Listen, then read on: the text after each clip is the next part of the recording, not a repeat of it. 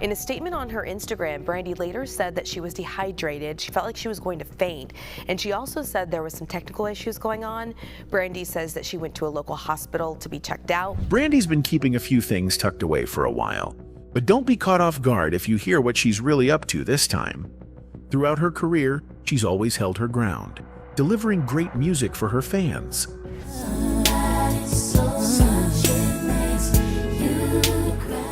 But everything wasn't always smooth. It all started to go south from the complicated situation with Wanya Morris. She said she was 15 and she had to keep it a secret because she was so young. See, we did the thing. We did the thing when she was like 16, 17, around that time, you know. Things got more serious when it started to show on her health. Although she's still standing, her past continues to cast a shadow. Let's dive in. Brandy Rayana Norwood was born on February 11, 1979, in Macomb, Mississippi. Her dad, Willie, was a gospel singer and choir director, and her mom, Sonia, worked as a district manager at H&R Block. She grew up with her younger brother, Ray J., and through their mom, they're actually third cousins of the legendary Bo Diddley.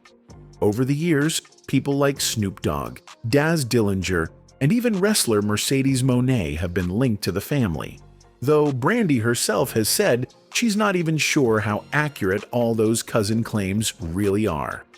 She grew up in a Christian home, and her love for music started early. Credit to her dad's work in the church choir, she was already singing solos at just 2 years old. I heard you in an interview say that your dad was the very first one who you saw in church. He was my first hero. Yeah, I mean, he wowed you. And he did. In 1983, the family moved from Mississippi to Carson, California, which put Brandy right in the middle of the entertainment world. Her talent didn't take long to shine. She landed her first gig as a background singer for the R&B group Immature. By 1993, Brandy signed a deal with Atlantic Records, and her mom stepped in as her manager. Sonia said people criticized her for managing her own daughter, and even Brandy admitted the whole thing wasn't always easy. While recording her debut album, Brandy also got a role on the ABC sitcom Thea. Now this is on. And when it is, this goes over it. Acting wasn't really her thing back then. She just wanted to sing. Also, she hated missing studio time because of filming. So when Thea ended after one season, she was honestly relieved. It meant she could finally focus fully on music. Her debut single, I Wanna Be Down, dropped on September 5, 1994, just a few weeks before the album. The song shot to #1 on the R&B charts. Sylvia Rhone came up with the idea to remix it with a lineup of female rappers, MC Lyte, Yo-Yo, and Queen Latifah. And the video, directed by Hype Williams, gave Brandy a little edge while still keeping her wholesome image. Sonia was very protective of how Brandy was presented. She picked the clothes, the hair, everything. She didn't want her daughter wearing anything too grown or revealing, even if the label wanted a different direction. As a child star, and then going, and your body doesn't know that, it makes it real difficult. So I'm thinking you sassy. Brandy's self-titled debut album blew up. It delivered 3 top 10 hits on the Billboard Hot 100. Baby became the second single and peaked at #4. To the world, Brandy was on fire, and around that time, she finally got the chance to meet her idol, Whitney Houston, after trying for years. The album eventually went 6 times platinum, and at just 16, Brandy earned 2 Grammy nominations in 1995, plus 4 Soul Train Awards. Her third single, Broken Hearted, turned into a huge hit too, especially the duet version with Wanya Morris from Boys II Men. That track hit #2 on the charts, and she even opened for Boys II Men on their world tour. Rumor has it she and Wanya started dating around then. He was about 22 at the time. I was young too. She said she was 15 and she had to keep it a secret because she was so young. See, we did the thing. We did the thing when she was like 16, 17, around that time. Later that year, the Waiting to Exhale soundtrack dropped and became a massive success. It had an all-female lineup from Whitney Houston, Mary J. Blige, TLC, and others. It was produced by Babyface. Brandy was invited to join in, and her song, "Sittin' Up in My Room," became the second single, peaking at number 2 on the Billboard Hot 100. People started noticing Brandy's acting from her role on Thea. Producer Ralph Farquhar picked her to lead Moshe, even though she wasn't excited at first. CBS passed, but UPN picked it up, and the show made her a weekly household name. Brandy later admitted she and Countess Vaughn weren't close on set, just normal teenage drama, but it faded, especially after Countess got the Parkers. Despite the tension, Moshe became UPN's biggest hit. Hello. Excuse me, Huxtables. During this period, Brandy was secretly in a relationship with Wanya, one of the singers from Boys II Men. But at the same time, something interesting happened. Kobe Bryant, who was a young rising basketball star back then, also showed that he liked her. They first met at the 1996 Essence Awards. Kobe was polite, confident, and really respectful, and Brandy liked that about him. After they talked for a bit, he gathered the courage to ask her if she would go to his high school prom with him. Brandy wasn't sure at first, so she spoke to her mom about it.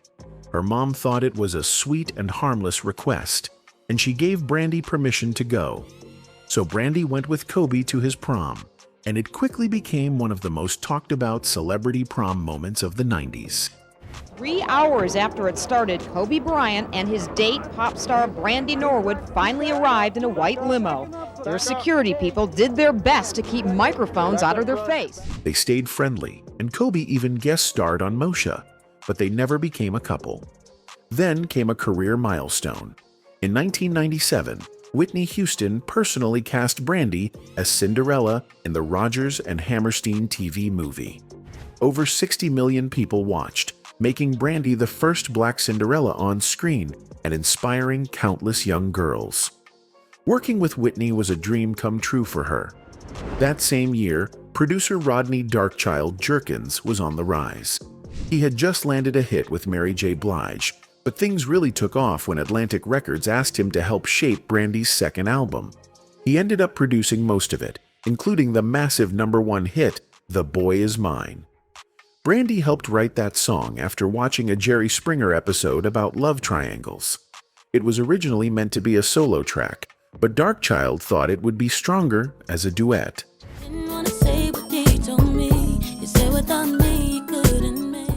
The song tapped into the media's made-up beef between Brandy and Monica. They barely knew each other at the time, but according to producer Dallas Austin, they just didn't click. Still, the record exploded. It stayed for 13 weeks at #1, making it one of the longest runs in history.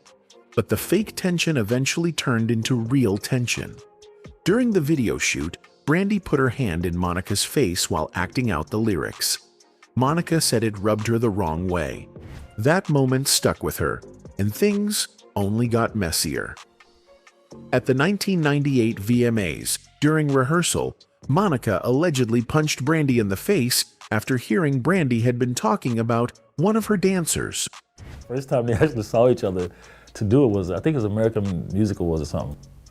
And before they could even get to the stage, Monica decked her in the face, popped in the face backstage. Even with all that, they still performed the song together that night, mostly from opposite sides of the stage. The tension was obvious. They didn't win any of the VMA awards they were nominated for, but they did walk away with a Grammy for Best R&B Performance by a duo or group. Meanwhile, Brandy's personal life hit a tough spot. Wanya broke up with her in 1998, just a month before her 19th birthday. He had fallen for someone else, allegedly singer Adina Howard. Two young ladies allowed their egos to get in the way and were kind of going through it about a guy. Adina and Brandy were on the same label, and even though Sylvia Rhone warned Adina not to get involved, Adina went on Wendy Williams' radio show and spilled everything about Brandy, about Sylvia, all of it. That move cost her big. Sylvia put Adina's second album on hold indefinitely. Adina's career never recovered after that. She basically disappeared from the spotlight, and even though she might have gotten the guy, Brandy walked away with more support and respect from the label. Then came the new era. Labels started cranking out pop stars non-stop. They realized the world wanted young, fresh faces, and with all that new energy came a lot of new competition. Brandy wasn't just competing with the singers she started out with anymore. There was a whole wave of new artists climbing the charts, so she felt like she had to go even harder on her next album. That next album was Never Say Never, released in June 1998, and it became her biggest success ever. It sold over 16 million copies worldwide and hit number 2 on the Billboard 200. Darkchild and writer LaShawn Daniels helped shape the whole sound, giving Brandy a fresh, updated vibe.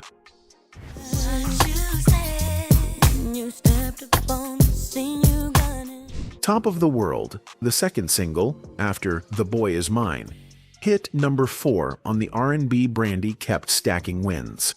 Her album did great on the charts and featured Mace, with rumors they briefly dated.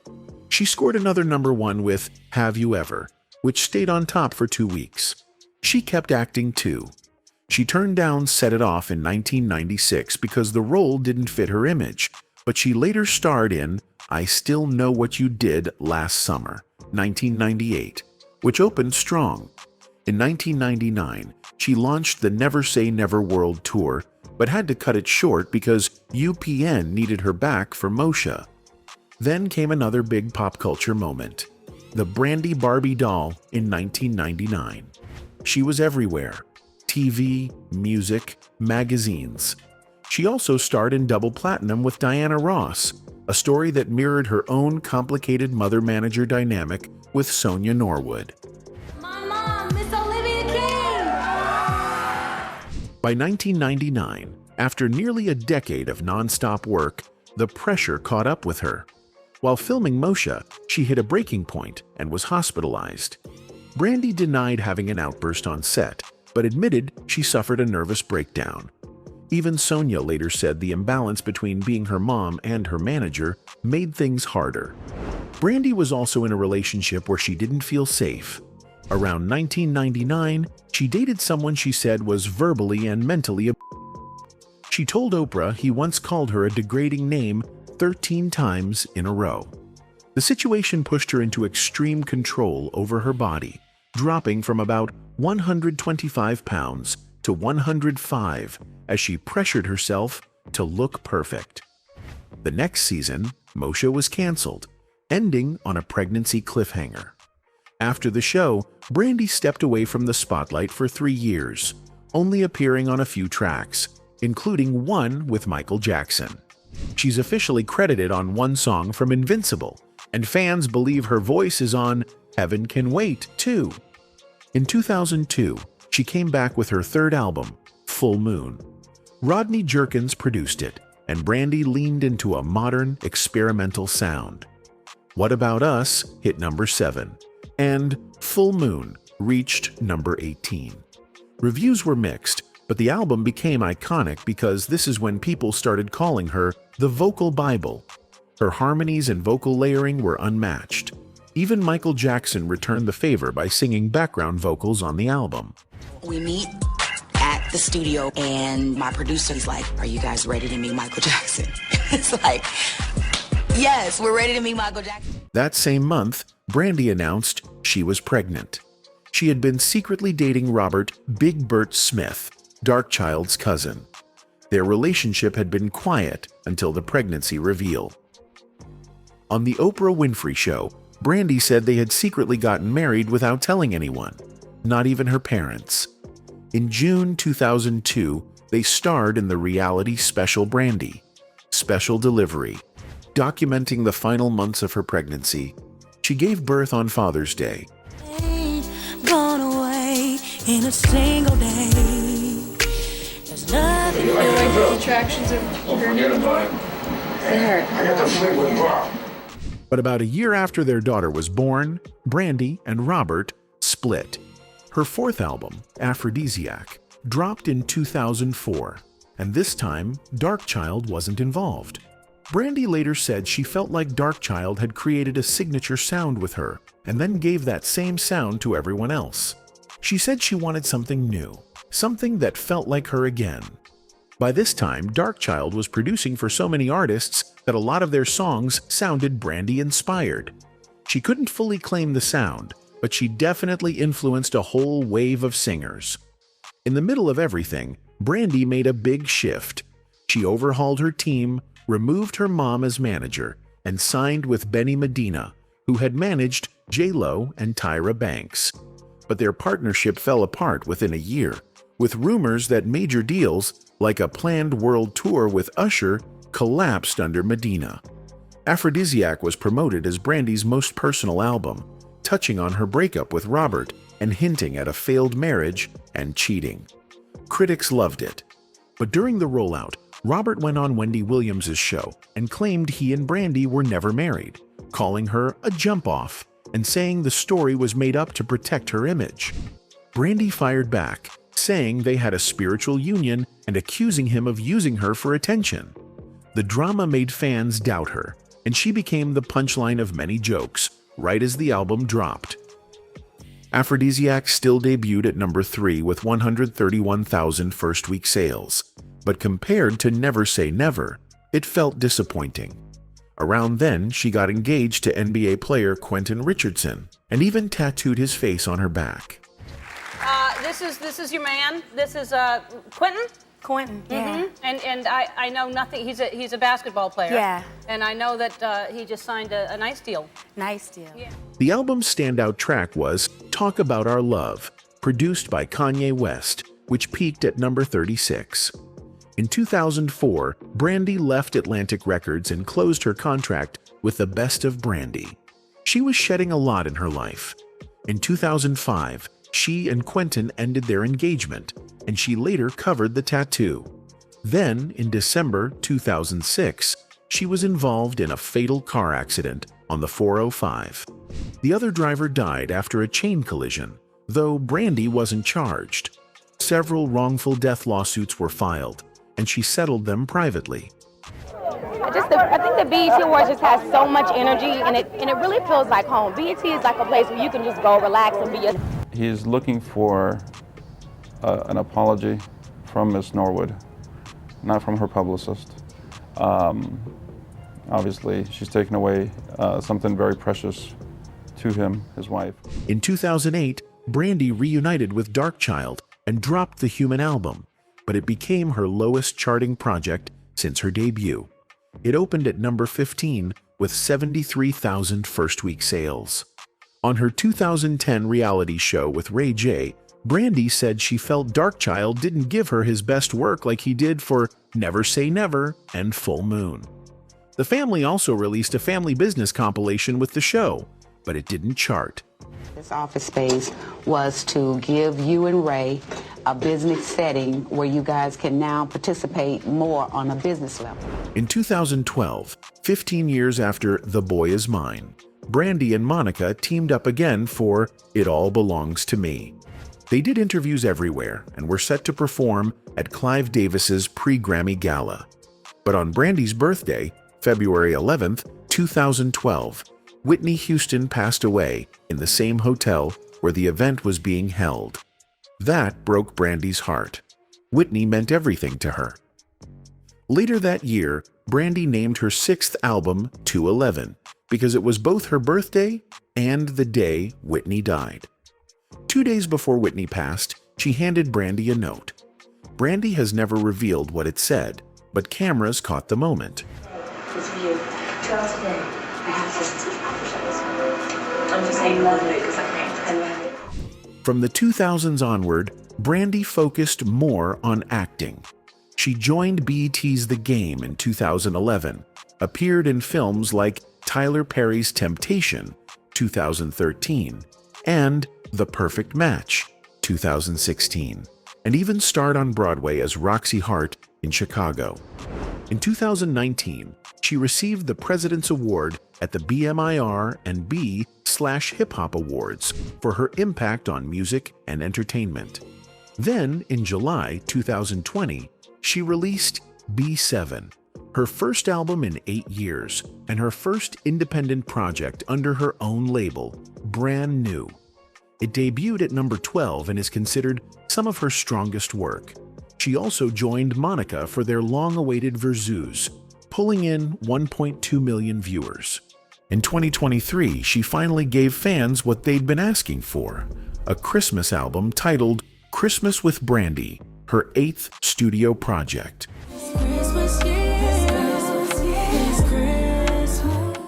Now, in 2025, Brandy and Monica are officially going on tour together for the first time ever. 25 years after The Boy Is Mine, they're bringing the energy back with a co-headlining arena tour kicking off October 16th in Cincinnati and ending December 7th in Houston. The lineup also includes Kelly Rowland, Muni Long, and Jamal Roberts. Fans are already calling it a must-see moment.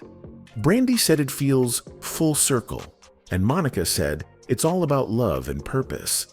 Brandy has been a cultural icon since she was a teenager. She survived the highs and lows of fame and always found a way to rise again. She set the blueprint for what a 90s teen superstar could be. Her influence is everywhere. Through her vocals, through her acting, through the doors she opened for others. She walked so a lot of artists today wouldn't have to take the hits she did.